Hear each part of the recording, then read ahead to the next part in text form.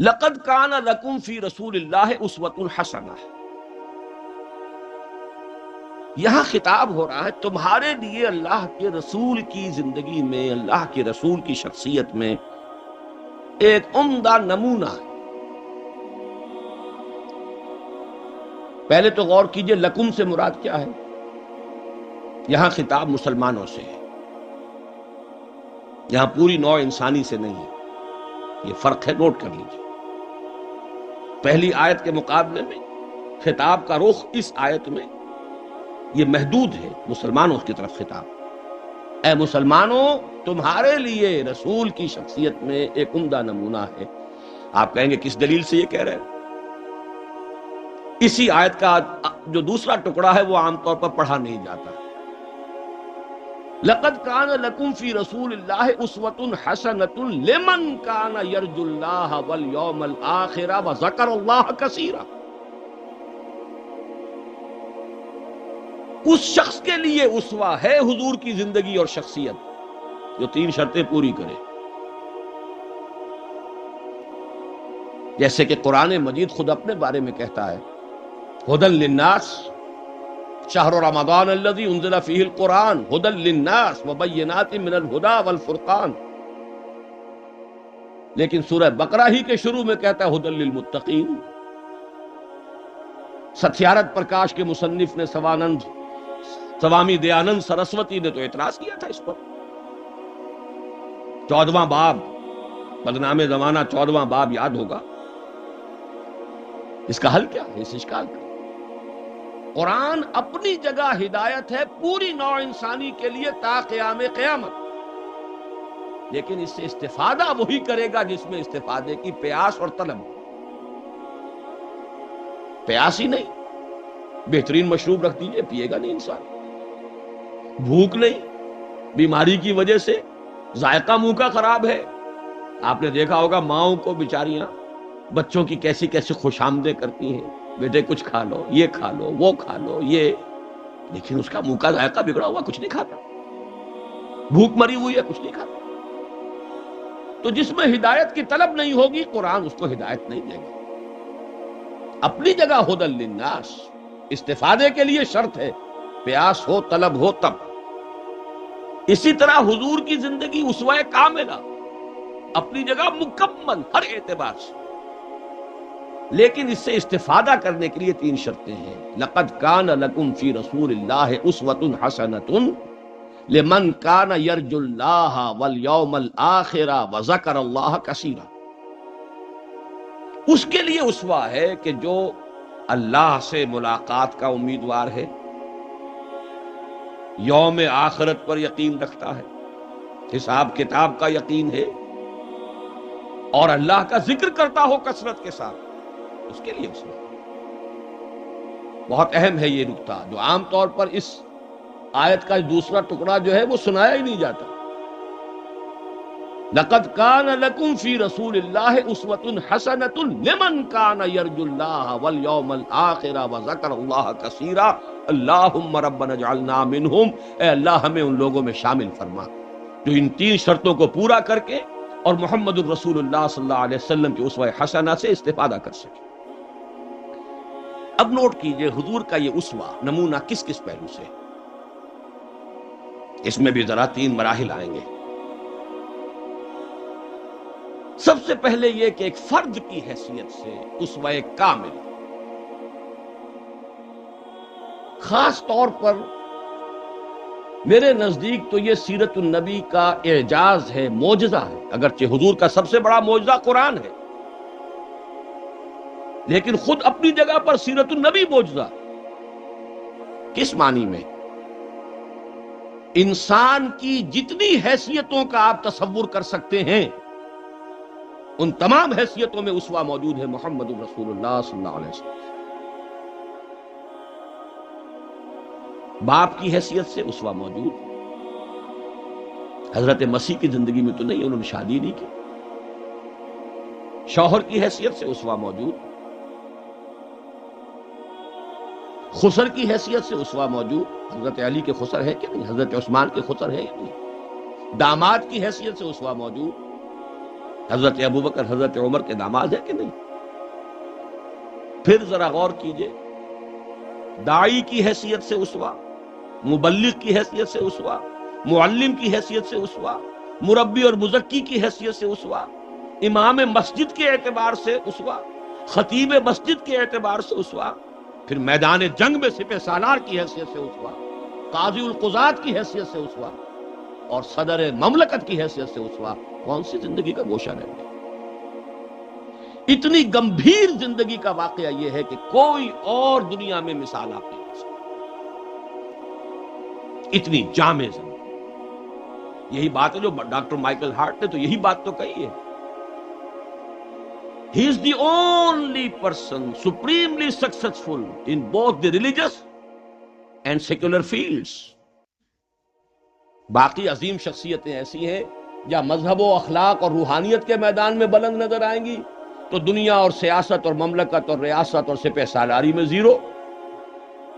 گوتم بدھ کا ادھر اونچا مقام ہے، ادھر زیرو۔ حضرت مسیح کا ادھر اونچا مقام، ادھر زیرو۔ حضرت مسیح ابھی آئیں گے، دوسرا میدان بھی، اس میں بھی ان کی جولانیاں ہوں گی، لیکن اس وقت تک دنیا جس مسیح سے واقف ہے ان کی زندگی میں تو دوسرا کھاتا ہی نہیں، کھانا کھلا ہی نہیں۔ اور ادھر آئیے سکندر اعظم کہاں میکڈونیا سے چلا ہے اور بیاس تک پہنچ گیا ہے، 3 سال کے اندر، لیکن روحانیت اور مذہب اور اخلاق کے معاملے میں زیرو سے کام نہیں چلتا، کوئی مائنس ویلیو لانی پڑے گی۔ اسی طرح اٹیلا، اسی طرح چنگیز خان، ایک ہی شخصیت ہے، the only person supremely successful in both the fields, گویا کہ ہر اعتبار سے اسوہ کاملہ۔ یہاں بھی ایک نقطہ ذرا سی ڈائگریشن ہے، ایک پہلو ایسا ہے انسانی زندگی کا جس میں حضور اس کی شخصیت یا آپ کی سیرت اسوہ نہیں ہے۔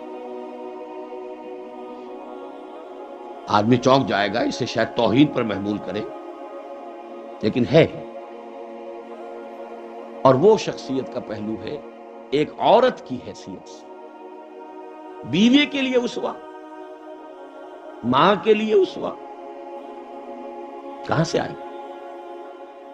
آخر آدھی انسانیت ہے، نصف بہتر حیات آپ تو کہتے ہیں، دی بیٹر ہاف، اس کے لیے اسوہ، اس کی نسوانی زندگی کے اعتبار سے اسوہ کا۔ دیکھیے یہی نقطہ ہے، نوٹ کر لیجئے، دل پر لکھ لیجئے۔ یہی وجہ ہے کہ جس سورہ مبارکہ میں یہ آیت آئی ہے لَقَدْ كَانَ لَكُمْ فِي رَسُولِ اللَّهِ أُسْوَةٌ حَسَنَةٌ، اسی میں فرمایا گیا اے نبی کی بیویوں تمہیں اسوہ بننا ہے پوری نوع انسان۔ یا نساء النبی لستن کاحد من النساء، اے نبی کی بیویوں تم عام عورتوں کے مانند نہیں۔ نبی کی زندگی میں جو خلا ہے اس لیے کہ وہ مرد ہے، اسوہ کے اعتبار سے جو خلا رہ گیا ہے اسے تمہیں پر کرنا ہے۔ انما یرید اللہ لیذھب عنکم الرجس اہل البیت ویطہرکم تطہیرا، اللہ چاہتا ہے کہ تم سے ہر طرح کی گندگی آلائش کو خوب دھو کر پاک کر دے، تطہیر جتنا کہ تطہیر کا حق ہے بتمام و کمال تمہاری شخصیتوں میں پورا ہو جائے، اس لیے کہ تم پوری امت کے لیے، نوع انسانی کے لیے اسوہ کی وہ کمی کہ جو سیرت محمدی میں ہے صلی اللہ علیہ وسلم، اس خلا کو پر کرنے والی بنو گی۔ بہرحال انفرادی حیثیت میں گمبھیر ترین اسوہ حضور کی زندگی میں موجود۔ اسی کا ایک رخ اور بھی ہے انفرادی زندگی کا، اور وہ ہے اخلاقیات۔ حضور کا اپنا قول ہے انما بعثت لاتمم مکارم الاخلاق، مجھے اس لیے بھیجا گیا ہے، مبعوث کیا گیا ہوں تاکہ اخلاق کی بہترین جو بلندیاں ہیں ان کی تکمیل کر دوں، اتمام کر دوں۔ اس کا مفہوم کیا ہے اس کو سمجھ لیجیے۔ علیحدہ علیحدہ انڈیویجول ایتھیکل ویلیوز، اخلاقی قدریں مختلف انبیاء کی زندگی میں اپنے نقطۂ عروج کو پہنچ چکی تھی۔ صبر میں حضرت ایوب سے آگے کس کا مقام ہوگا؟ ان کے تو نام کا جز ہے ایوب صابر، محاورہ ہے صبر ایوب۔ تسلیم میں حضرت اسماعیل سے آگے کون جائے گا جو گردن رکھ رہا ہے ابا جان چلائیے چھری. ستجدنی انشاءاللہ من الصابرین. سر تسلیم خم ہے جو مزاج یار میں آئے، اس سے کوئی اونچا مقام ہوگا؟ استقامت میں حضرت نوح سے آگے کوئی جا سکتا ہے؟ 950 برس کس پر آئے؟ 950 برس. فلبث فیہم 1000 سنۃ الا 50 عاما.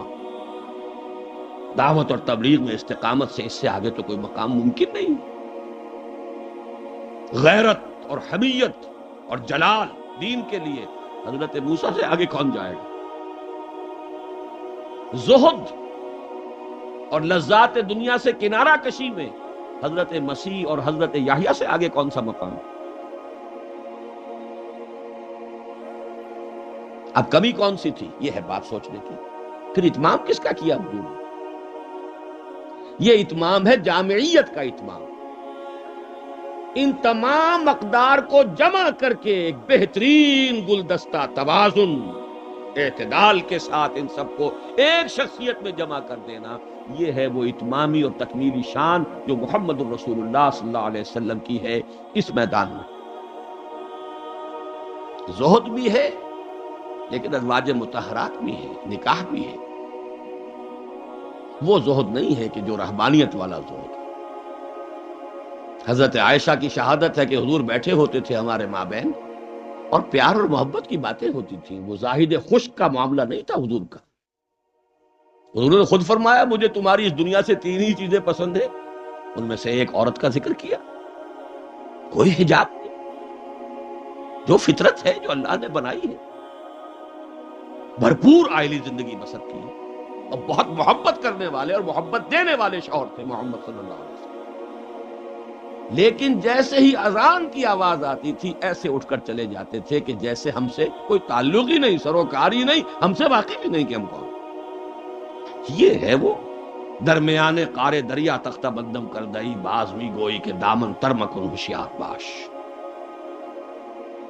اچھا دیکھیے یاد آ گیا ہے آپ کی بھی طبیعت اس وقت جو ہے میں تو دیکھ رہا ہوں آمادگی ہے، وقت کچھ زیادہ بھی صرف ہو جائے تو کوئی حرج نہیں. رجم کا ایک واقعہ ہو رہا ہے حضرت مسیح کی زندگی میں. وہ میری مگدلین پڑھا ہوگا آپ نے، زانیہ تھی، جرم ثابت ہو گیا، اسے رجم کرنے کے لیے لے کے جا رہے تھے. شور مچا ہوا تھا، حضرت مسیح بھی گزر رہے تھے. کیا معاملہ ہے؟ یہ ہے. فرمایا ٹھیک ہے چلو، خود بھی چلے. اب جب اسے باندھ دیا گیا اب کھڑے ہو کے فرمایا ٹھیک ہے قانون ہے رجم کا اور یہ شریعت موسوی کا حکم ہے، رجم ہونا چاہیے، لیکن اس کو پہلا پتھر وہ مارے جس نے خود کبھی زنا نہ کیا. میں کہتا ہوں حیرت ناک بات ہے یہ کہ اتنی شرافت ان لوگوں میں تھی کہ ایک ایک جو ہے وہاں سے کھسکنا شروع ہو گیا، مجمع چھٹ گیا. یہ ایک رخ ہے زندگی کا. حضور کی شخصیت میں اب آپ کو 2 رخ جمع ملے. وہ غامدیہ خاتون آئی ہے اور اس نے کہا حضور مجھ سے وہ خطا ہو گئی ہے، مجھے پاک کر دی. حضور نے پوچھا کہ کہیں کوئی حمل تو نہیں ہے؟ جی حمل بھی ہے. تو جاؤ، جرم تمہارا ہے، اس جان کا کیا جرم ہے جو تمہارے پیٹ میں ہے؟ وضع حمل کے بعد آنا. اب آئی ہے وہ وضع حمل کے بعد، بچہ گود میں ہے. حضور وہ مرحلہ طے ہو گیا، مجھے پاک کر دیجئے، رجم کر دیجئے، میں پاک ہو جاؤں، دنیا کی سزا میں بھگت لوں گی، آخرت میں اللہ مجھے بچا. فرمایا ابھی تو اس بچے کی زندگی تمہارے ساتھ وابستہ ہے، جاؤ دودھ پلاؤ. کچھ دنوں کے بعد پھر آئی ہے، بچے کے ہاتھ میں روٹی کا ٹکڑا ہے، کھا رہا ہے. فرمایا ہاں اب ٹھیک ہے، لے جاؤ اس کو رجم کر دو، اللہ کا حکم ہے. لا تاخذکم رافت فی دین اللہ ولا تاخذکم بہما رافت فی دین اللہ. اللہ کا حکم ہے، کرنا ہوگا، چاہے اپنے سینے پر پتھر رکھنا پڑے، اب رجم کرنا ہوگا. لیکن جب رجم ہو گیا ہے اور وہ خاتون جو ہے ان کا انتقال ہو گیا، کسی کی زبان سے نکل گیا کتنی بے حیا عورت تھی، حضور نے ڈانٹ دیا. نہیں، اس عورت نے وہ توبہ کی ہے کہ اگر تمام مدینے والوں پر تقسیم کر دی جائے تو سب کی نجات کا ذریعہ بن جائے۔ یہ توازن ہے اصل۔ حکم رب کا نفاذ بھی ہے، اس میں اپنی ذاتی شفقت کو آڑے نہیں آنے دینا ہے، لیکن یہ نہیں ہے کہ اس سے کوئی سوء ظن ہو۔ مریض سے دشمنی نہیں ہوتی، مرض سے دشمنی ہوتی۔ مریض سے تو ہمدردی ہوتی، اور اس نے تو وہ توبہ کی ہے۔ بہرحال انفرادی سطح پر میں نے ایک تو عرض کیا کہ اسوہ محمدی کی جامعیت کبریٰ۔ نمبر 2، اخلاقی میدان میں تکمیل، یعنی تمام جتنی اخلاقی اقدار ہیں بلند اور اعلیٰ، ان کا مجموعہ حسین گلدستہ، جس میں ہر شے اپنے اپنے مقام پر صحیح توازن اور اعتدال کے ساتھ ہے۔ یہ ہے خاص معاملہ محمد الرسول اللہ صلی اللہ علیہ وسلم۔ دوسرا اسوہ حضور کا وہ میں بیان کر چکا، ایک ماڈل پیش کر دیا، نوع انسانی کے لیے ایک ماڈل، وہ نظام قائم کیا۔ کس نے کیا؟ محمد الرسول اللہ نے کیا صلی اللہ علیہ وسلم۔ اگرچہ یہ نوٹ کر لیجئے کہ اس ماڈل کا جو اصل ہے دور، وہ ہے دور فاروقی۔ یہاں بھی کہیں آپ یہ نہ کہیں توہین کر رہا، دور نبوی نہیں ہے اس کا ماڈل۔ کیوں؟ حضور کی حیات طیبہ میں تو ابھی انقلابی عمل جاری تھا، ریولوشنری پروسیس تھا اپنے پورے چوبن کے اوپر۔ نظام قائم ہوا اور آپ کا انتقال ہو گیا، بلکہ آپ نے خود چوز کیا۔ اللہم فی الرفیق الاعلی، اے اللہ بس میرا کام پورا ہو گیا، اب میں مزید یہاں رہنے کو تیار ہوں۔ خود خطبہ دیا آپ نے۔ بلکہ اسے اگر سوء ادب نہ سمجھا جائے تو میرے دل میں تو ایک بات ہے کہ اگر حضور کے قدموں میں اللہ نے پہنچا دیا میدان قیامت میں یا عالم آخرت میں، تو شکوہ کروں گا کہ حضور آپ نے جلدی کی۔ ابھی جو عرب ایمان لائے تھے یدخلون فی دین اللہ افواجا، ابھی ان کی کچھ اور تربیت آپ فرماتے، کچھ اور دن آپ دنیا میں قیام فرماتے۔ چوائس ہوتا ہے نبی کا، یہ تو حضور کی حدیث ہے۔ انبیاء کا معاملہ خاص ہے کہ جب وقت آ جاتا ہے اس وقت انہیں چوائس دے دیا جائے، ابھی مزید رہنا چاہتے ہیں تو رہیے، اور اگر واپس آنا چاہتے ہیں تو ٹھیک ہے، آپ کا وہ وقت جو ہے وہ ہو چکا۔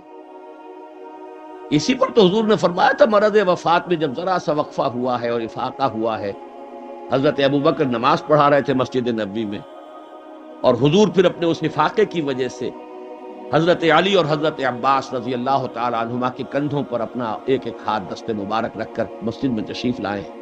حضرت ابوبکر ہٹنے لگے پیچھے، جب آپ امامت فرمایا آپ نے اشارے سے کہا نہیں تو میں امامت کروں۔ حضرت ابوبکر کے پہلو میں بیٹھ گئے، کھڑے نہیں رہ سکے۔ اب آپ نماز پڑھ رہے تھے، حضرت ابوبکر آپ کی اقتدا کر رہے تھے، اور باقی پوری جماعت حضرت ابوبکر کی اقتدا کر رہی ہے۔ یہ خاص نماز ہے، یہ ایک ہی نماز ہے بس جو اس رنگ میں پڑھی گئی۔ اس نماز کے بعد آپ نے خطبہ دیا۔ اللہ نے اپنے ایک بندے کو یہ اختیار دیا ہے، چاہے وہ دنیا میں رہے اور چاہے وہ واپس آ جائے، بندے نے اللہ کی طرف لوٹنے کو قبول کر لیا ہے۔ حضرت ابوبکر رو پڑے، باقی صحابہ نہیں سمجھے کہ یہ تو ایک خاص بات کہی جا رہی ہے، کسی اور کی حکایت ہے، کیا ہے۔ حضرت ابوبکر رو پڑے، سمجھ گئے کہ معاملہ کیا ہے، اب آپ نے فیصلہ کر لیا مراد رکھا۔ بہرحال میں یہ عرض کر رہا تھا کہ حضور کی حیات طیبہ بہت گمبھیر انقلابی عمل ہے جو اس کے اندر چھایا ہوا ہے، اس میں پھر ابھی اس نظام کی برکات جو ہیں وہ نمایاں نہیں ہے، موجود ہیں، نمایاں نہیں۔ اسی طرح حضرت ابوبکر کے کل 2.25 سال، اور وہ بھی جس انقلاب کی تکمیل حضور نے کر دی تھی، اس کے خلاف جو کاؤنٹر ریولوشنری موومنٹس اٹھی ہیں ان کو کرب کرنے میں سارا وقت صرف ہو گیا۔ مسیلمہ کذاب اٹھ کھڑا ہوا ہے، فلاں جو ہے یہ نبیہ بن کر دعوے دار بن کر کھڑی ہو گئی ہے، اس نبی اور نبیہ کا نکاح بھی ہو گیا ہے، ایک طوفان۔ منکرین زکوٰۃ کھڑے ہو گئے ہیں، اور شاید آپ نے کبھی نوٹ نہ کیا ہو، نوٹ کر لیجئے، یہ سورت تو آپ پڑھتے ہی ہیں، اذا جاء نصر اللہ والفتح ورأیت الناس يدخلون فی دین اللہ افواجا، لیکن یہ کہ اس کی ایک برعکس تصویر بھی ہے، وہ دیکھ لیجئے کہ حضور کے انتقال کے بعد وہ جو فوج در فوج آئے تھے، فوج در فوج نکل بھی گئے تھے. یخرجون من دین اللہ افواجا. اور دارالاسلام جو ہے وہ صرف مدینے تک محدود ہو کر رہ گئی. حضرت ابو بکر کی فضیلت جو ہے در حقیقت اسی سے ظاہر ہوتی ہے. with an iron fist and with an iron will، جس طرح آپ نے مقابلہ کیا اور کرش کر دیا ہے ان تمام جو بھی قوتیں اٹھی. حضرت عمر تک گھبرا رہے ہیں، مشورہ دے رہے ہیں کہ دیکھیے ایک دم 3 محاذ نہ کھول لیجئے، حالات بڑے خراب ہیں، بڑے نازک ہیں. آپ نہ تو جیش اسامہ کو روک رہے ہیں، ٹھیک ہے آپ کا کہنا ہے کہ جس لشکر کا علم جو ہے حضور نے عطا کر دیا ہو، میں کیسے اس لشکر کو روکوں. پھر آپ مدعیان نبوت کے خلاف بھی لشکر بھیج رہے ہیں، وہ بھی سمجھ میں آتا ہے، وہ تو کافر ہو گئے، مرتد ہو گئے، لازماً ان کے خلاف تو جہاد کرنا ہے. لیکن کم سے کم ان زکوٰۃ کا انکار کرنے والوں کے معاملے میں سوچئے، نرمی کیجئے، تیسرا محاذ نہ کھولئے. انہوں نے نہ کسی نئے نبی کی دعوت کو قبول کیا ہے، نہ وہ ابھی نماز کا انکار کر رہے ہیں، بلکہ زکوٰۃ بھی یہ نہیں کہتے کہ ہم نہیں دیں گے، صرف یہ کہتے ہیں کہ ہم حکومت کو نہیں دیں گے. تو تھوڑی سی نرمی کیجئے. حضرت عمر کو ڈانٹ پلائی ہے حضرت ابو بکر نے. اے عمر، تم دور جاہلیت میں تو بڑے سخت تھے اور بڑے ہمت والے تھے، اسلام میں آ کر کمزور ہو گئے. اور پھر وہ تاریخی الفاظ کہے ہیں، ایبدل الدین وانا حی، کیا دین کے اندر ترمیم ہوگی جبکہ میں ابھی زندہ ہوں؟ میری زندگی میں دین میں ترمیم نہیں ہو سکتی. خدا کی قسم اگر کسی اور نے میرے ساتھ نہ دیا، تنہا جاؤں گا اور ان مانعین زکوٰۃ سے جہاد کروں. یہ آئرن ول اور آئرن فسٹ. ابو بکر رقیق القلب نحیف الجثہ انسان. لہذا اس 2.25 سال میں بھی اصل جو برکات ہیں ان کا ظہور نہیں ہو پا رہا. اصل میں جسے انگریزی میں آپ کہتے ہیں للی ان بلوم، یہ گلاب کا پھول پوری طرح کھل کر جو سامنے آیا ہے وہ دور فاروقی ہے رضی اللہ تعالی عنہ. اس کی وہ شانیں ہیں. وہ سفیر کا واقعہ سنا چکا ہوں. حریت کا معاملہ دیکھیے کہ سعد ابن ابی وقاص کے بارے میں پرچہ نویس نے اطلاع دی ہے ایران سے. گورنر ہے ایران کے حضرت سعد ابن وقاص، اور گورنر اس لیے ہے کہ خود فاتح ایران ہیں. یہ ریوڑیوں کی طرح بٹی ہوئی گورنریاں نہیں ہے کہ اس کو دے دو اس کو دے دو، جس کو چاہو دے دو. خود فاتح ایران سعد ابن ابی وقاص. اور آدمی کون ہے وہ؟ ایک ہی انسان ہے جس کے بارے میں حضور نے فرمایا، اے سعد تم پر میرے ماں باپ قربان. غزوہ احد میں جب نرغہ کیا ہے کفار نے اور حضور کو شہید کرنے کے لیے سر توڑ کوشش کی ہے، اس وقت تیر اندازی کر رہے تھے حضرت سعد ابن ابی وقاص رضی اللہ تعالیٰ عنہ، یکی از عشرہ مبشرہ. اس وقت حضور نے کہا تھا تیر چلائے جاؤ اے سعد، تم پر میرے ماں باپ قربان. وہ سعد ہیں کہ پرچہ نویس نے اطلاع دی ہے کہ سعد نے اپنے گھر کے باہر ایک ڈیوڑی بنا لی ہے، دربان کھڑا کر دیا ہے. حضرت بلال کو بھیجا ہے، خط میں ڈانٹ دی ہے، لیکن بلال کو حکم تھا کہ پہلے جا کر ڈیوڑی کو آگ لگا دینا، پھر یہ خط دینا سعد کو. نے آگ لگائی ہے اور پھر جا کر یہ خط دیا ہے. خط میں لکھا ہے، سعد لوگوں کو ان کی ماں نے آزاد جنا تھا، تم نے انہیں اپنا غلام کب سے بنا لیا. حریت کا اس سے اونچا تصور کوئی ہوگا؟ ایک عورت ٹوک رہی ہے، عمر جی محمد عورت تھی، یہ کیا تم نے حکم نافذ کیا کہ مہر اس سے زیادہ نہیں ہوگا؟ ہمارے جس حق پر اللہ نے کوئی حد نہیں لگائی، تم کون ہوتے ہو حد لگانے والے؟ قرآن کی آیت ہے، وَآتَيْتُمْ إِحْدَاهُنَّ قِنْطَارًا، تم نے اگر اپنی کسی بیوی کو ڈھیروں دیا ہو سونا تب بھی واپس نہیں لے سکتے. جب قرآن نے ڈھیروں سونے تک کی اجازت دی ہے، تم کون ہوتے ہو اس کے اندر ترمیم کرنے والے؟ عمر وہیں کہتے ہیں، آج ایک بڑھیا نے عمر کو دین سکھایا اور آرڈیننس واپس. حریت، احتساب، تنقید، مساوات، اگر یہ کچھ چڑیاؤں کے نام ہیں، ہمارے لیے تو یہ چڑیاں ہیں، ان کا ہے، صرف شکلیں ہیں، نام ہیں، حقیقت کہیں نہیں. ان تمام چیزوں کی بتمام و کمال حقیقت دیکھنی ہو تو حضرت فاروق کا دور. بیت المقدس کا سفر کر رہے ہیں اور ایک اونٹ تقریباً 700 میل کا سفر. کوئی نجی سفر نہیں ہے، کوئی انٹوریج نہیں ہے، کوئی 250-300-400 آدمی ساتھ نہیں ہے، کوئی پورا بوئنگ 747 نہیں لے جایا گیا عمرے کے لیے. ایک اونٹ ایک خادم، اسی اونٹ پر راشن بھی ہے، لہذا بیک وقت 2 آدمی نہیں بیٹھ سکتے، ایک ہی آدمی سواری کر سکتے. ایک منزل میں خلیفہ وقت اوپر بیٹھے ہیں اور خادم نکیل پکڑ کر آگے چل رہا ہے، اگلی منزل میں خادم اوپر بیٹھا ہے اور خلیفہ وقت نکیل پکڑ کر چل رہا ہے. اور آخری وقت میں باری اتفاقاً آ گئی خادم کی، اس نے ہاتھ جوڑ دیے کہ خدا کے لیے لوگ کیا کہیں گے، میرے سر ہو جائیں گے. فرمایا نہیں، الدور دورک، نہیں، باری تمہاری. اور اس محاذ پر تھے کون کمانڈر؟ ابو عبیدہ بن الجراح رضی اللہ تعالی عنہ، امین هذه الامہ. جب غلغلہ ہوا، آ گئے عمر، آ گئے عمر، آ گئے، تشریف لے آئے. اب وہ آئے ہیں استقبال کے لیے، دیکھا کپڑے سخت میلے، ننگے پاؤں، درمیان میں کہیں کیچڑ آیا تھا، پیدل چل کے آ رہے تھے تو جوتے بھی ہاتھ میں لے لیے تھے.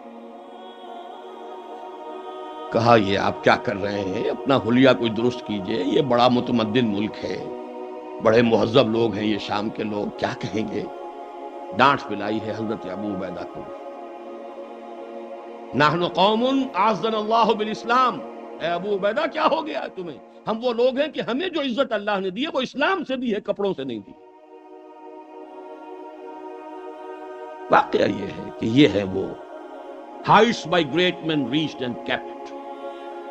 یہ مثالیں ہیں، یہ آئیڈیل ہے، یہ اسوہ ہے. اور اس میں کمال عمر کا نہیں ہے، کمال محمد الرسول اللہ کا ہے صلی اللہ علیہ وسلم.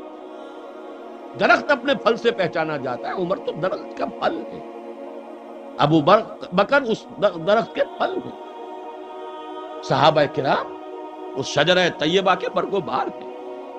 اسوہ تو محمد کا ہے صلی اللہ علیہ وسلم. لیکن اب آگے آئیے، اسوے کی تیسرا حصہ ہے اسوہ کا. اور یہ نوٹ کر لیجئے، جس مقام پر یہ آیت وارد ہوئی ہے سورہ احزاب میں، پہلے تو میں نے آپ کو بتایا سورہ احزاب ہی میں وہ آیت بھی ہے جس میں اسوہ خواتین کے لیے حضور کے ازواج مطہرات. لیکن یہ آیت کہاں آئی ہے پرٹیکولرلی؟ وہ ہے غزوہ احزاب، جنگ کا مرحلہ. یہ جنگ کس لیے لڑی جا رہی تھی؟ غلبہ دین کے لیے، لِیُظْهِرَهُ عَلَى الدِّینِ كُلِّهِ. چھاپڑا صاحب سے آپ نے وہ سورہ صف کی آیات سن لی ہیں، کاش کہ وہ ایک آیت اور شامل کر دیتے اس سے پہلے، اس لیے کہ اس وقت کا جو دنیا کا نقشہ ہے وہ اس آیت میں. یریدون لیطفئوا نور اللہ بافواہہم، یہ چاہتے ہیں کہ اللہ کے نور کو، اللہ کے اس نور کو اپنی منہ کی پھونکوں سے بجھا دیں. واللہ متم نورہ ولو کرہ الکافرون، اور اللہ تو اپنے نور کا اتمام فرما کر رہے گا چاہے کافروں کو کتنا ہی ناگوار ہو.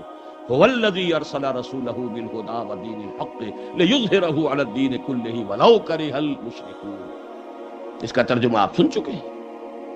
وہ یہ اللہ جس نے بھیجا اپنے رسول کو الہدا اور دین حق دے کر تاکہ غالب کریں اس کے کل دین پر، پورے کے پورے نظام زندگی پر، تمام کے تمام نظاموں پر، دینوں پر، چاہے مشرکوں کو کتنا ہی ناگوار ہو. اسی کے لیے جہاد کی پکار ہے.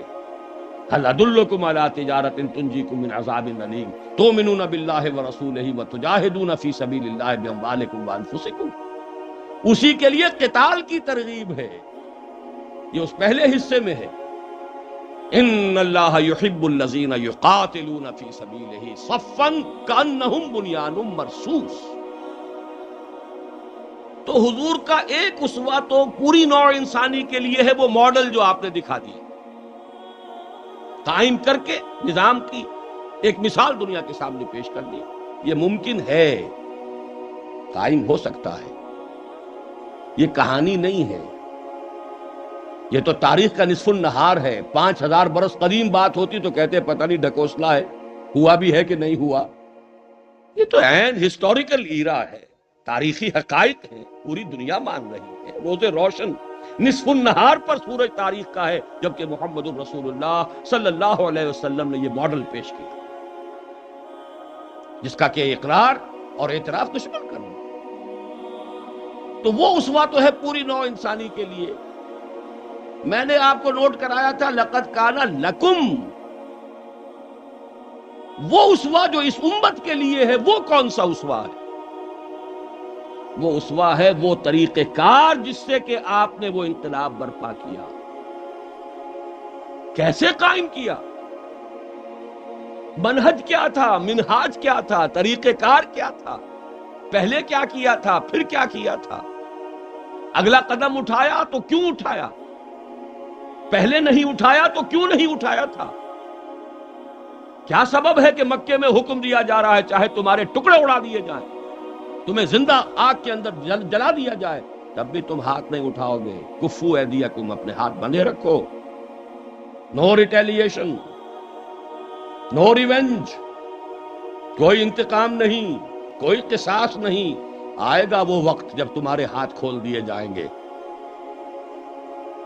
نغمہ ہے بلبل شوریدہ تیرا خام ابھی، اپنے سینے میں اسے اور ذرا تھام، ابھی اپنے ہاتھ روکے رکھو، چاہے تمہارے جسم کے ٹکڑے کرتی ہو۔ کیا وجہ ہے؟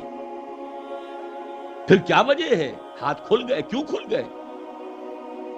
فیصلہ کن چیز کون سی تھی؟ ہاتھ بندھے ہوئے تھے تو کیوں بندھے ہوئے تھے؟ کھلے تو کیوں کھلے؟ کب کھلے؟ کس تبدیلی کی وجہ سے کھلے؟ کیا وجہ ہے کہ سن 6 میں صلح حدیبیہ کر رہے ہیں اور بظاہر گر کر اور دب کر رہے ہیں، ہر مسلمان کا خون کھول رہا ہے، حضرت عمر سے تو ضبط نہیں ہو سکا، ساری عمر پچھتاتے رہے کہ میں نے گستاخی کا معاملہ کیا تھا، جو جا کر حضور سے کہا تھا کیا ہم حق پر نہیں؟ فرمایا ہاں ہم حق پر ہیں، تو پھر ہم دب کر صلح کیوں کر رہے ہیں؟ فرمایا میں اللہ کا رسول ہوں، وہی کر رہا ہوں جس کا مجھے حکم ہے۔ یہی بات حضرت علی نے کی جب سہیل ابن عمر نے کہا ہے کہ یہ معاہدہ جو لکھا جا رہا ہے صلح کی دستاویز، اس میں آپ کے نام کے ساتھ رسول اللہ کا لفظ نہیں ہوگا، اس لیے کہ دستاویز پر تو دونوں پارٹیز کے دستخط ہونے، اگر ہم آپ کو اللہ کا رسول مان لیں تو جھگڑا کائے گا؟ پھر ہم تو نہیں مانتے کہ آپ اللہ کے رسول ہیں، یہ معاہدہ ہوگا محمد ابن عبداللہ اور قریش کے مابین۔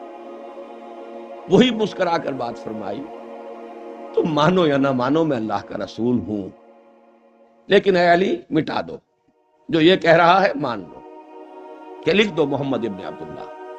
عرض کیا حضور یہ میں نہیں کر سکتا، غیرت و حمیت حضرت عمر میں ہے، حضرت علی میں ہے، کوئی فرق نہیں، کچھ فرق نہیں ان چاروں میں۔ معلوم ہوا ہے کرنے ایک ہی سورج کی۔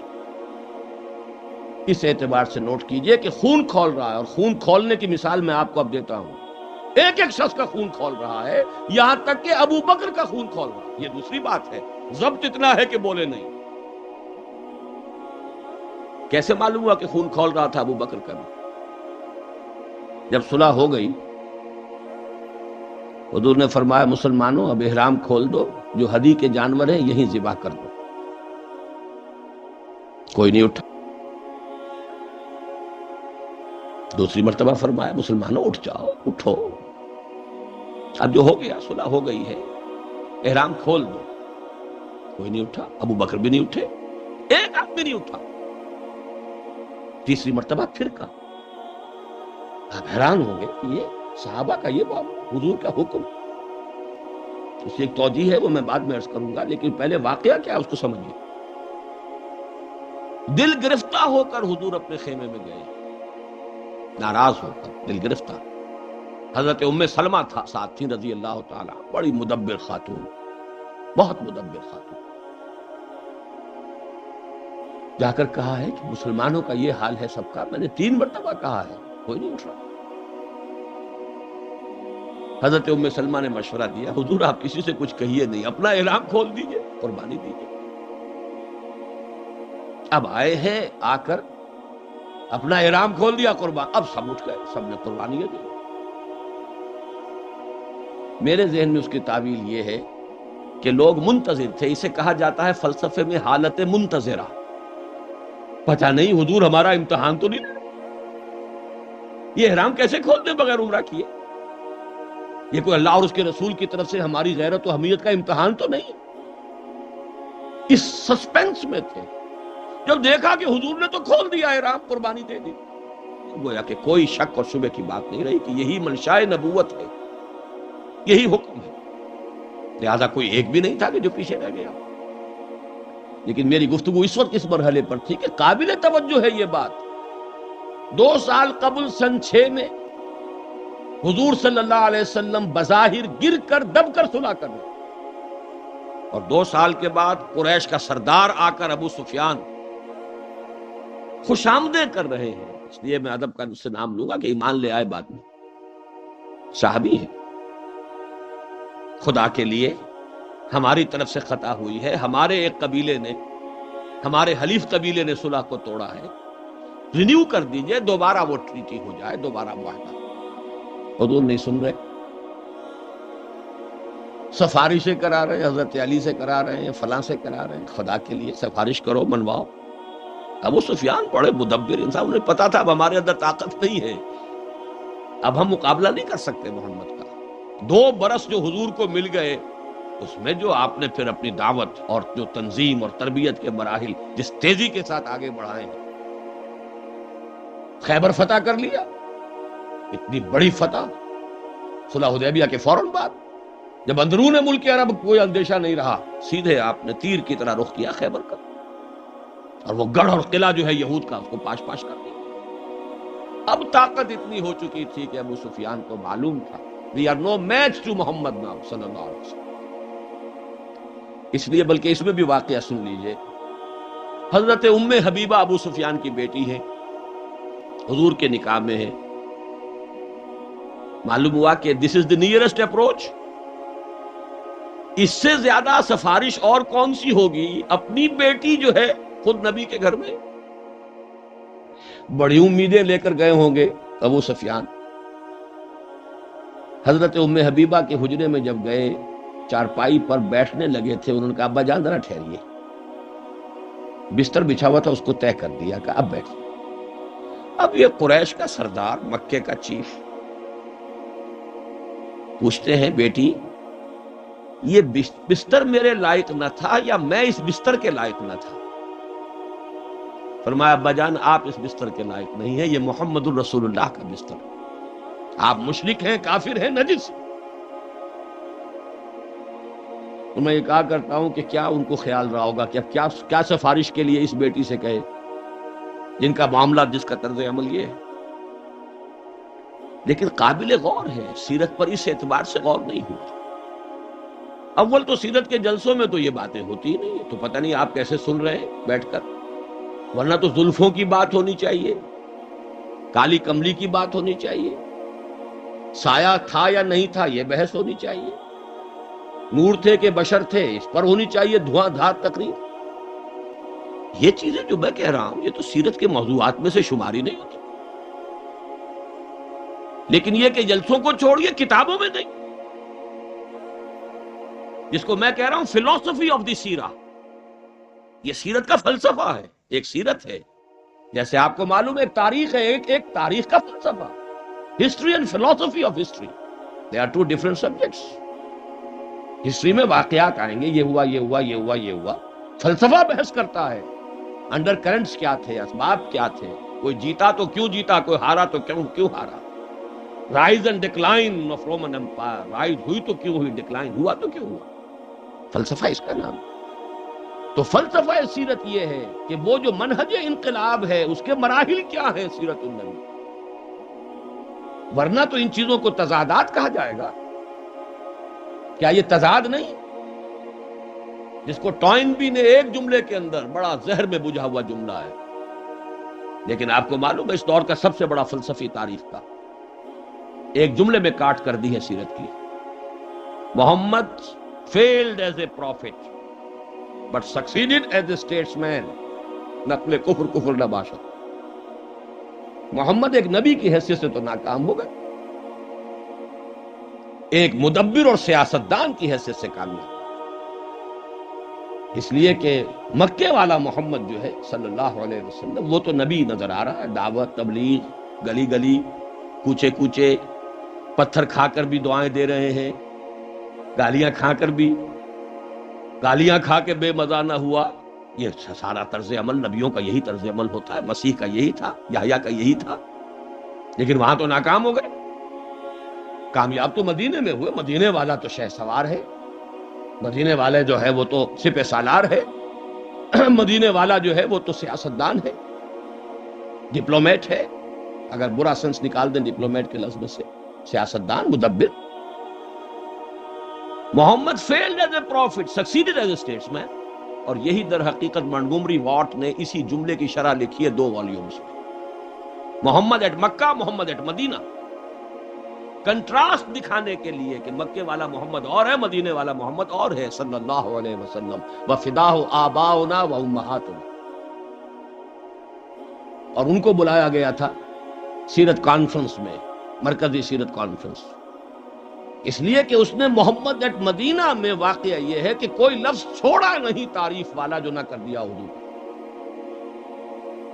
دور اندیشی، معاملہ فہمی، تدبر، فراست، انسان شناسی، موقع شناسی۔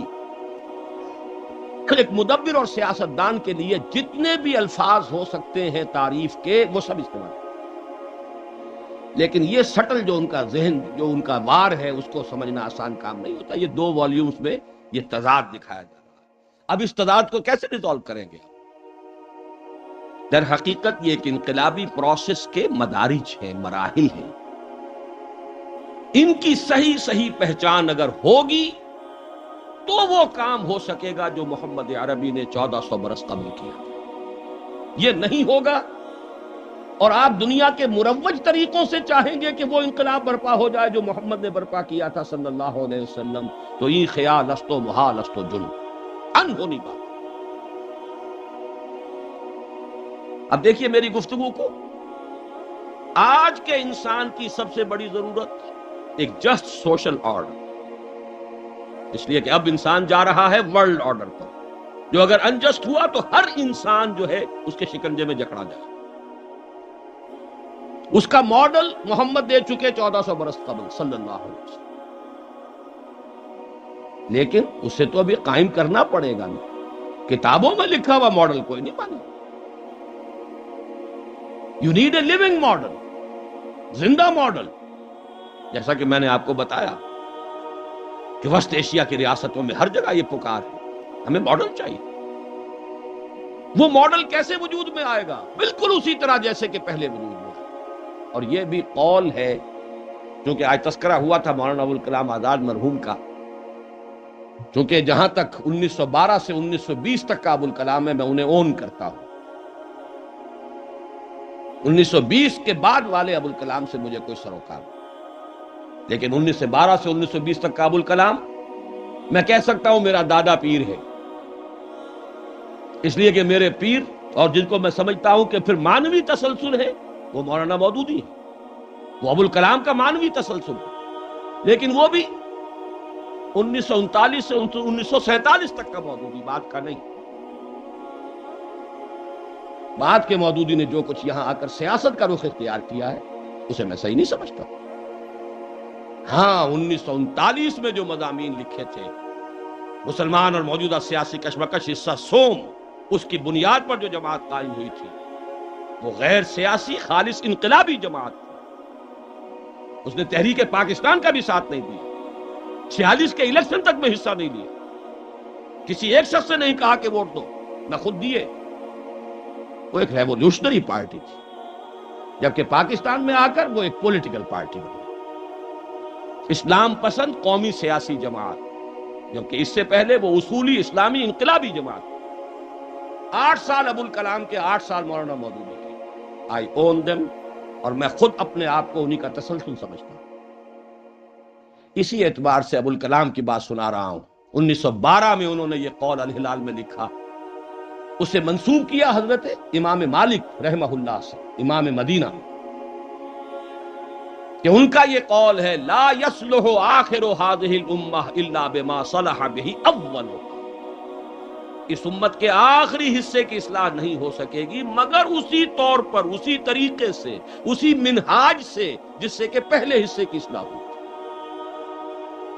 بلکہ ایک صاحب ہیں قاضی محمد حمید فضلی، خانقاہ فضلیہ شیر گڑھ ضلع مانسہرہ میں، چند سال قبل ان کے میرے پاس پھر خطوط آئے جب میں نے یہ قول ابوالکلام کے حوالے سے امام مالک کی طرف منسوب کر کے شائع کیا تھا میثاق میں۔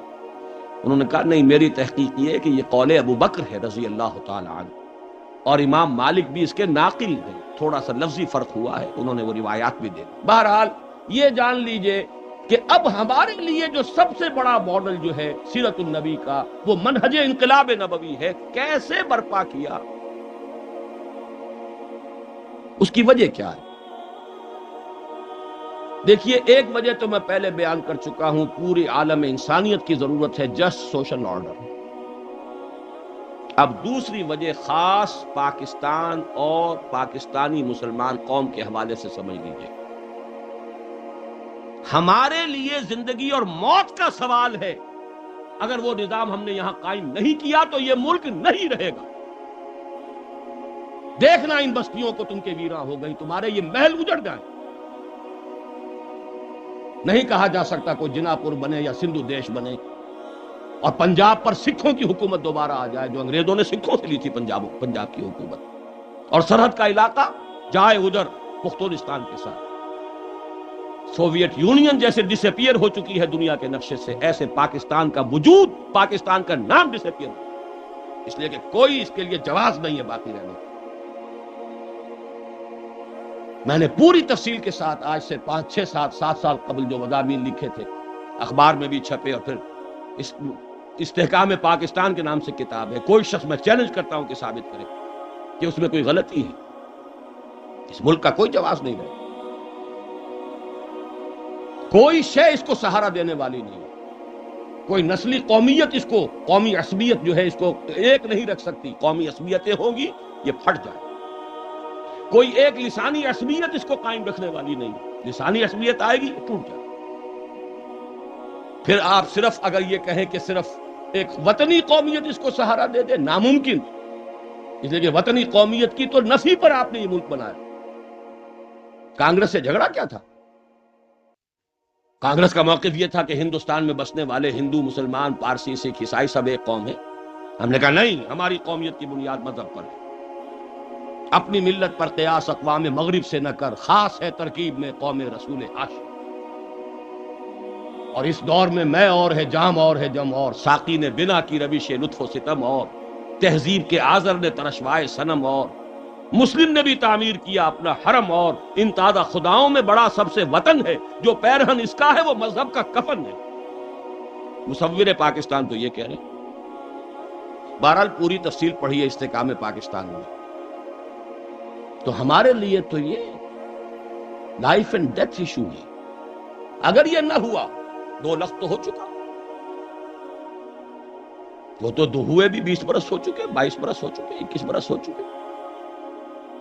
نوٹ کر لیجئے، جس منزل کی طرف پیش قدمی میں ہم نے 25 برس گزار دیے تھے قمری حساب سے، شمسی حساب سے 24.25 برس تھے، اگست 47 سے اور دسمبر 71 تک، قمری حساب سے 25 برس۔ اللہ نے کوارٹر آف اے سینچری کی مہلت دی، اور پھر وہ کوڑا پیٹھ کے اوپر مارا۔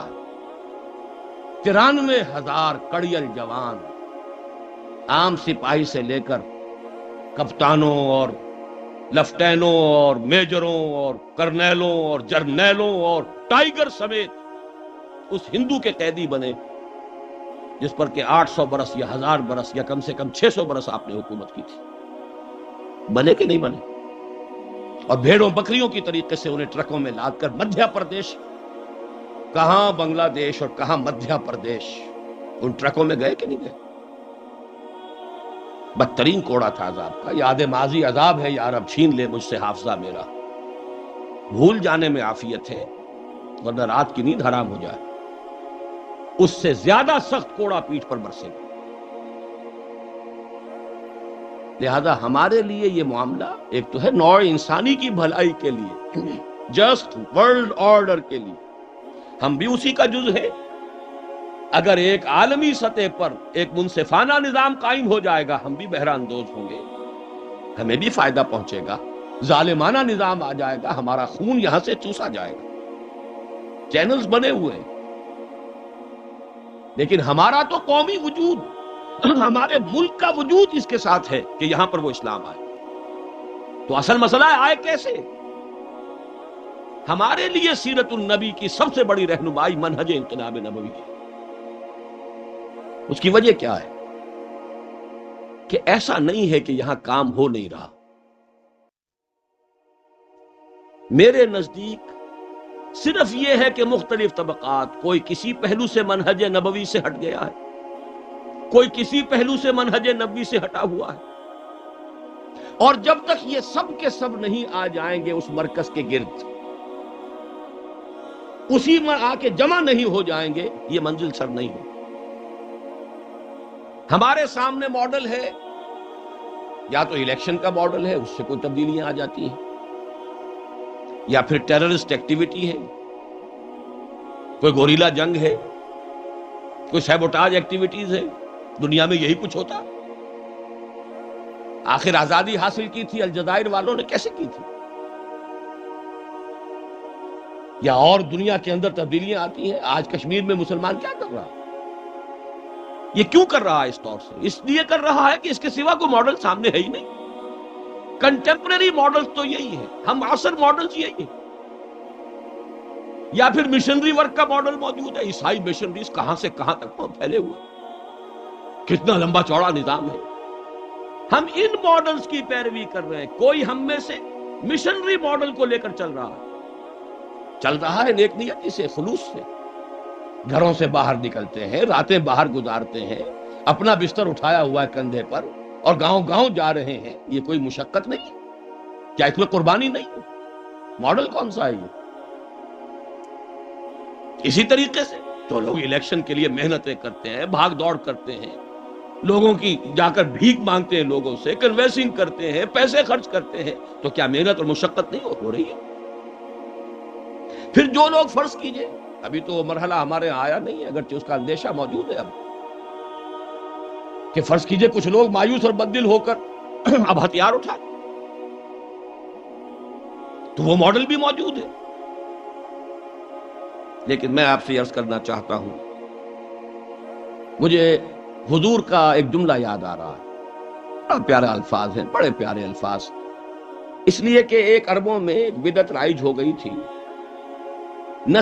نسی کا قاعدہ. قریش یہ کرتے تھے کہ جو حرام مہینے تھے، جن میں جنگ حرام تھی، وہ اپنی مرضی سے آگے پیچھے کر لیتے تھے. جب ان کا جی چاہا جنگ کرنی ہے، اور مہینہ وہ ہے محترم مہینہ، وہ کہتے ہیں اچھا اگلے اس سال جو ہے یہ 2 مہینے بعد ہوں گے. ان کا راج تھا، پروہت تھے، پورے عرب کے پروہت وہی، سارے بت وہیں رکھے ہوئے 360. تو حضور نے پھر جب حجۃ الوداع کا خطبہ دیا، تو اسی میں سورہ توبہ میں وہ آیات ہیں کہ نسی کا قاعدہ جو ہے آج سے منسوخ ہو رہا ہے. اور کچھ ایسی شکل بن گئی تھی اللہ کی طرف سے کہ ان دنوں میں حقیقت کے اعتبار سے بھی جو اصل مہینہ تھا ذو الحج کا، اسی میں وہ حج ہوا. یہ سارے نسی، مطلب ایک دفعہ نسی کر کے 2 مہینے ہٹایا، پھر آگے 2 مہینے اور ہٹا دیا، ہوتے ہوتے اس سال حجۃ الوداع میں بالکل صحیح جگہ پر وہ اشہر حرم تھے، اور انہی کے اندر صحیح تاریخوں میں حج ہوا. اس کے لیے الفاظ ہیں: استدار الزمان، استدار الزمان کہیئتہ یوم خلق اللہ السماوات والارض. آج جب کہ یہ نسی کا قاعدہ منسوخ کیا جا رہا ہے تا قیام قیامت ہمیشہ کے لیے، زمانہ یعنی کیلنڈر اسی جگہ پر آ چکا ہے جس جگہ پر کہ اللہ نے اس کو پیدا کیا تھا جبکہ آسمان اور زمین کی تخلیق فرمائی. گویا کہ ہٹا ہوا تھا، یہ اپنے مرکز سے، اپنے محور سے، اپنے اصل ٹائم ٹیبل سے ہٹا ہوا تھا. آج یہ زمانہ ٹھیک وہیں آ گیا ہے. وہی بات میں عرض کر رہا ہوں کہ مختلف طریقے جو کچھ ہٹے ہوئے ہیں، کوئی کسی پہلو سے، کوئی کسی پہلو سے، اگر وہ اس منہج انقلاب نبوی پر آ کر جمع ہو جائیں تو واقعہ یہ ہے کہ دیکھتے دیکھتے یہاں پر حالات کے اندر تبدیلی آ سکتی ہے. اس اعتبار سے میرے نزدیک موجودہ حالات میں سیرت النبی کی اہم ترین رہنمائی منہج انقلاب نبوی ہے. دیکھیے میں آپ کو تجزیہ کر کے بھی بتا دوں، میں نام تو نہیں لینا چاہتا جماعتوں کے. ایک بہت بڑی تحریک ہمارے ہاں ہے، میں سمجھتا ہوں کہ والیوم کے اعتبار سے شاید ایسی کوئی تحریک دنیا میں اس سے پہلے کبھی وجود میں آئی ہی نہیں. نیکی کی تلقین ہو رہی ہے، گاؤں گاؤں پھر کر، قریہ قریہ، بستی بستی، اپنا خرچ، اپنا کرایہ، اپنا کھانا، چٹائیوں پر سونا، مسجدوں میں راتیں بسر کرنا، نیکی کی تلقین، امر بالمعروف، فضائل کی تلقین، جتنے بڑے پیمانے پر ہو رہی ہے تاریخ انسانی میں اس کی کوئی نظیر نہیں۔ 20-20 25-25 لاکھ کا مجمع، پاکستان میں تو 10 لاکھ سے زیادہ نہیں جاتا ہے مجمع، لیکن ہندوستان میں بھوپال میں 25-25 لاکھ کا مجمع جمع۔ ٹونگی مشرقی پاکستان جو بنگلہ دیش ہے 25-25 لاکھ کا مجمع جمع۔ اتنی بڑی تحریک، لیکن صرف نیکی کی تلقین، اس میں بھی عبادات، اتباع سنت۔ اس سے آگے بڑھو، ایک قدم آگے بڑھا لیں، امر بالمعروف کے ساتھ ساتھ نہی عن المنکر بھی تو کریں۔ قرآن میں جہاں آیا ہے دونوں چیزیں جڑی ہوئی آئی ہیں، کنتم خیر امۃ اخرجت للناس تأمرون بالمعروف وتنہون عن المنکر وتؤمنون باللہ وَلْتَكُن مِّنكُمْ أُمَّةٌ يَدْعُونَ إِلَى الْخَيْرِ وَيَأْمُرُونَ بِالْمَعْرُوفِ وَيَنْهَوْنَ عَنِ الْمُنكَرِ وَأُولَٰئِكَ هُمُ الْمُفْلِحُونَ يَا بُنَيَّ أَقِمِ الصَّلَاةَ وَأْمُرْ بِالْمَعْرُوفِ وَانْهَ عَنِ الْمُنكَرِ وَاصْبِرْ عَلَىٰ مَا أَصَابَكَ إِنَّ ذَٰلِكَ مِنْ عَزْمِ الْأُمُورِ۔ 10 مقامات قرآن مجید میں ہیں جہاں یہ امر بالمعروف کے ساتھ نہی عن المنکر بھی ہے۔ ٹھیک ہے، آپ تشدد نہ کریں، آپ طاقت نہ استعمال کریں، آپ زبان سے تو کہیے، من رأى منكم منكرا فليغيره بيده فإن لم يستطع فبلسانه فإن لم يستطع فبقلبه وذلك ضعف الإيمان۔ تم میں سے کوئی شخص بدی کو دیکھے، برائی کو دیکھے، اس کا فرض ہے کہ اپنے ہاتھ سے طاقت سے روکے۔ اگر اس کی طاقت نہ رکھتا ہو زبان سے تو روکے، اس کی بھی ہمت نہ ہو تو دل میں نفرت تو رکھے۔ ہمیں یقین ہے دل میں نفرت ہے، لیکن یہ کہ اگلا قدم بڑھائیں، زبان سے تو کہیں، باز آؤ حرام خوریوں سے، ختم کرو اس سود کے نظام کو، کہو تو صحیح خدا کے بندے۔ یہ کیا ہو رہا ہے؟ آپ نے دیکھا ہوگا وہ نہی عن المنکر ہی کے لیے، اور وہ بھی زبان ہی ہے۔ آپ نے دیکھا ہوگا وہ اشتہار جو میں نے شائع کیا ہے، اخبار والوں سے اپیل کی، خدا کے لیے شرم کرو، صرف پیسوں کے لیے اور صرف مفاد کے لیے یہ رنگین ایڈیشن اور خواتین کی تصویریں گھر گھر پہنچائی جائیں،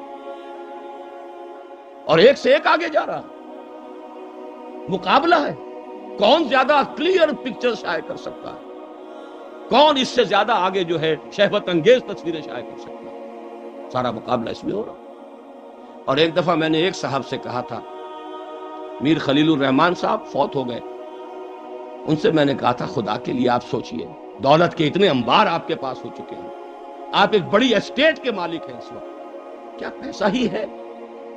آخر موت بھی تو آنے والی ہے۔ میں نے دیکھا تھا ان کے چہرے پر اس وقت آثار تھے، میں نے محسوس، جس زمانے میں جنگ میں میرے مضامین چھپ رہے تھے، ان سے کچھ ملاقاتیں ہوتی تھی، استحکام پاکستان پہلے جنگ ہی میں تو چھپا تھا، تو جب یہ رابطہ ہوا میں نے کہا کم سے کم مجھے تو کہنے کا حق ادا کر رہے تھے، مجھے امید تھی کہ کچھ سوچیں گے، لیکن نہیں۔ مجید نظامی صاحب سے بات کی، انہوں نے کہا میں کیا کروں جب تک کہ سب نہ کریں، اور ایک بڑی دکھ کی بات انہوں نے کہی، یہ بات کسی اور نے نہیں کہی، انہوں نے کہا کسی خبر میں کسی سیاسی جماعت کے خلاف اگر کوئی ایسا مضمون یا کوئی ایسی خبر شائع ہو جائے کسی اخبار میں جو انہیں پسند نہ ہو تو توڑ پھوڑ کر جو ہے تہس نہس کر دیتے ہیں۔ آج تک کسی نے اس موضوع پر کوئی مظاہرہ بھی کیا؟ یہ مجید نظامی صاحب کا قول ہے، یہ آج سے کئی سال پہلے کی بات ہے۔ میں نے اب اشتہار شائع کیا ہے، وہ بھی بعض اخبارات تو اسے شائع بھی کرنے کو تیار نہیں تھے، پیسے لے کر بھی شائع کرنے کو تیار۔ بہرحال وہ جو طاقت ہے، تقوی، تدین، تعداد بہت بڑی ہے، کاش اللہ تعالیٰ کی قدرت سے تو کچھ بعید نہیں نا، اللہ ان کے دلوں کو کھول دے، اللہ ان کو آگے ایک قدم بڑھانے کی توفیق دے دے۔ طاقت بہت بڑی ہے، ہیومن پوٹینشل بہت بڑا ہے، لیکن ایک قدم آگے بڑھو، نہی عن المنکر۔ آپ میں سے جو حضرات بھی اس ضمن میں کچھ خدمت سر انجام دینا چاہیں، اس موضوع پر میری ایک کتاب ہے، امت مسلمہ کے لیے سہ نکاتی لاہے عمل اور نہی عن المنکر کی خصوصی اہمیت، خاص طور پر میں نے تبلیغی بھائیوں ہی کے لیے وہ کتاب لکھی، اور اس میں مولانا الیاس رحمہ اللہ اور پھر مولانا ارشام الحسن صاحب، ان کے بزرگوں کی چیزیں نقل کی ہیں صاحب، کہ وہ تو یہ کہہ کر گئے تھے۔ بہرحال جیسا کہ میں نے عرض کیا، طاقت تو ہے، بلکہ مجھے ایک حدیث کے الفاظ یاد آ رہے ہیں کہ جب رمضان مبارک آ جاتا ہے تو جو اس کی برکتیں ہیں اس کو حضور نے یوں فرمایا کہ ندا کی جاتی ہے، یا باغی الخیر اقبل یا باغی الشر ادبر، اے خیر کا طلب کرنے والا اب آگے بڑھ، کمر کس لے، ہمت کس لے، اس لیے کہ یہ تو خیر کا، نیکی کا، تقوی کا، روحانیت کا موسم بہار ہے، لوٹ لو جتنا لوٹ سکو، آگے بڑھو، اور اے شر کے طالب پیچھے ہٹ جا، کچھ کم کر، کچھ شرم کر کے یہ رمضان کا مہینہ، یا باغی الخیر اقبل یا باغی الشر ادبر۔ یا جیسے حضور کا ایک قول ہے، ایک رات آپ نے جب گشت کیا، حضرت ابوبکر کے مکان کے پاس سے گزرے، وہ تہجد پڑھ رہے تھے، رات کی نماز، لیکن قرآن بڑے آہستہ آہستہ، بہت ہی خفیف آواز میں۔ حضرت عمر کے پاس سے گزرے، وہ بڑے جاہ و جلال کے ساتھ تلاوت کر رہے تھے، قرات کر۔ صبح ملاقات ہوئی، حضور نے فرمایا کہ ابوبکر تمہارے پاس سے میں گزرا، تم بہت مدھم آواز میں پڑھ رہے تھے۔ عرض کیا حضور میں اسے سنا رہا تھا جو سنتا ہے، جس کو زور سے سنانے کی ضرورت نہیں۔ بڑا عارفانہ جملہ ہے۔ حضرت عمر سے پوچھا بھئی تمہارا کیا معاملہ، تم بڑے بلند آواز سے پڑھو؟ فرمایا، عرض کیا کہ میں شیطان کو بھگا رہا تھا۔ دونوں باتیں صحیح ہے، ایک جلالی مزاج ہے، ایک جمالی مزاج ہے۔ حضور نے فرمایا ابوبکر تم ذرا اپنی آواز تھوڑی سی اونچی کرو، اور اے عمر تم ذرا اپنی آواز تھوڑی سی نیچی کرو، اعتدال والی بات پہ، اعتدال والے مقام پر دونوں آ جاؤ۔ اسی پر میں عرض کر رہا ہوں کہ ایک بڑی طاقت ہے وہ ایک قدم آگے بڑھے، اور اس کے لیے جن کی بھی خواہش ہو، اور تبلیغی جماعت کے جن اگر اکابر تک پہنچا سکیں، یا ان کے جو بھی ذمہ دار ہیں، سوچنے سمجھنے والی لوگ ہیں، انہیں وہ کتاب پہنچائی۔ یہ آپ کا ایک جہاد ہوگا، آپ کی ایک کوشش ہوگی، کیا پتا کس وقت کس کا دل جو ہے اللہ تعالیٰ کھول دے، اور کسی ایسے اہم آدمی کا دل کھول دے کہ جس کا ایک دل جو ہے وہ لاکھوں کے دلوں کو کھولنے کا ذریعہ بنے، اور آپ اس کا ذریعہ بن جائیں۔ دوسری قوتیں ہمارے ہاں، میں سب کو جمع کر رہا ہوں، جینرک ٹرم جو کبھی وہ شیخ رشید صاحب نے ڈرگز کے لیے استعمال کی تھی۔ ایک وہ جماعتیں ہیں جو آج تک تو الیکشن ہی کے اوپر دھرنا مار کر بیٹھی رہی ہیں کہ اسی سے اسلام آ جائے گا، انقلاب آ جائے گا، شریعت نافذ ہو جائے گی، یہ ہو جائے گا، اور بات بظاہر اتنی سادہ سی ہے، اکثریت کے ووٹ اگر ہمیں مل جائیں گے، حکومت ہمارے ہاتھ میں آ جائے گی، اور پھر ہم اسے انقلاب برپا کر دیں گے، نظام تبدیل کر دیں گے۔ سو سمپل، حساب بہت ہی عمدہ، لیکن بالکل ثابت ہوا اسی طرح جیسے کہ یہ طے کیا گیا تھا۔ چوہوں نے طے کیا بلی کے گلے میں گھنٹی باندھ دے جائیں تو مسئلہ حل ہو جائے گا، but who should bell the cat? وہ 45 برس تو بیت گئے، سن 51 میں پہلا الیکشن ہوا تھا، تو کم سے کم 41 برس تو بیت چکے، چلے چلو کہ وہ منزل ابھی نہیں آئی۔ اس پر مجھے اس وقت کچھ کہنے کی ضرورت نہیں، اس لیے کہ میں یہ دیکھ رہا ہوں کہ اکثر وہ جماعتیں جو اس راستے پر عمل پیرا تھی اب خود مایوس ہو چکی۔ درد کا حد سے گزرنا ہے دوا ہو جانا، آئی جے آئی نے آخری مہر ثبت کر دی ہے کہ اس راستے سے تو کچھ نہیں ہو سکتا۔ اب اس سے آگے اور کیا ہوگا؟ اتنا سالڈ مینڈیٹ کبھی ملے گا؟ آئی ایس آئی نے بنوائی آئی جے آئی، فوج کی اتنی سپورٹ جو ہے وہ کبھی مل سکتی ہے؟ فوج کی سپورٹ آپ کو حاصل، عوامی مینڈیٹ آپ کو حاصل، اور مسئلہ وہیں کا وہیں۔